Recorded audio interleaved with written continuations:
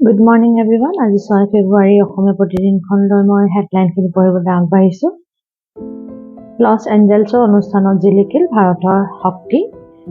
দি মুভমেণ্টলৈ শ্ৰেষ্ঠ global musical এলবামৰ Grammy. সংসদত বিৰোধীক তীব্ৰ বাক্যবাণেৰে ঠকাহা ৰখা প্ৰধানমন্ত্ৰীৰ ইণ্ডিয়া কাৰ্যত অচল, বিৰোধীয়ে অচিৰেই বহিব লাগিব দৰ্শকৰ গেলেৰীত। নিযুক্তি প্ৰক্ৰিয়াত অসৎ উপায় প্ৰতিৰোধৰ বাবে বিধানসভাত গুৰুত্বপূৰ্ণ বিধায়ক উত্থাপন। নিযুক্তি পৰীক্ষাত নকল কৰিলে জেল জৰিমনা। The Assam public examination measures for prevention of unfair means in recruitment bill 2024 কাৰ্যকৰী হ'লে অসৎ উপায় অৱলম্বন কৰা পৰীক্ষাৰ্থী, সংশ্লিষ্ট ব্যক্তি, সংস্থা কঠোৰ শাস্তিৰ সন্মুখীন হ'ব। পৰীক্ষাৰ্থীয়ে 3 বছৰ কাৰাদণ্ড, 1 লাখ টকাৰ জৰিমনা দিব লাগিব। জৰিমনা আদায় দিব নোৱাৰিলে অতিৰিক্ত 9 মাহৰ কাৰাদণ্ড।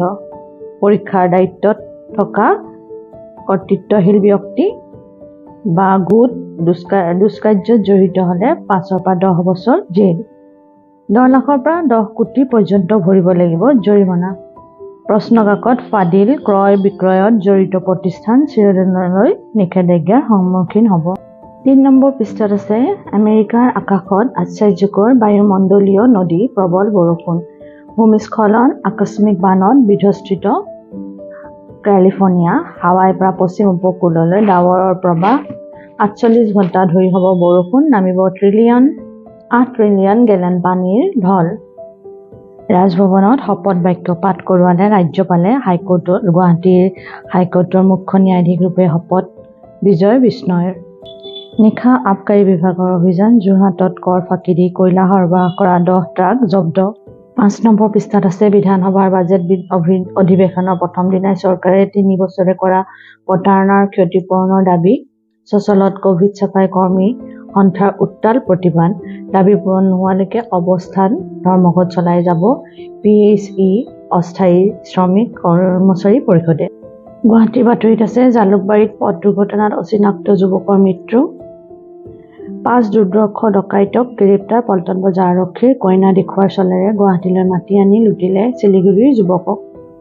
পুৱতি নিশা নুনমাটিৰ 3 স্থানত চুৰিকাণ্ড। আনন্দনগৰত নামঘৰ মছজিদৰ পৰা লুটিলে ধন সোণ। 7 নম্বৰ পৃষ্ঠাত আছে সমাগত লোকসভা নিৰ্বাচনৰ পূৰ্বে কংগ্ৰেছ সমাজবাদী পাৰ্টিৰ 20 সমষ্টিৰ নিমিলা অংক। অখিলেশে এৰি নিদিয়ে মুছলমানৰ ভোট। নতুন নামেৰে নিৰ্বাচনী যুঁজত অৱতীৰ্ণ হাফিজ ছয়ীদীৰ দল। পাকিস্তানত অব্যাহত সন্ত্ৰাসবাদী সংগঠনৰ আধিপত্য। পাকিস্তানৰ নিৰ্বাচনত এইবাৰ 3 সহস্ৰাধিক মহিলা প্ৰাৰ্থীৰ প্ৰতিদ্বন্দ্বিতা। সংসদত ঘোষণা ৰাষ্ট্ৰপতি মৈত্ৰৰ 10 মাৰ্চৰ পূৰ্বে মালদ্বীপ ত্যাগ কৰিব লাগিব ভাৰতীয় সেনাৰ প্ৰথমটো দলে। খেলৰ বাতৰিত আছে জসপ্ৰীত বুমৰাহ মেচৰ শ্ৰেষ্ঠ, 106 ৰানত পৰাস্ত ইংলেণ্ড। পুতক তুলি ভাৰতৰ সমতা স্থাপন।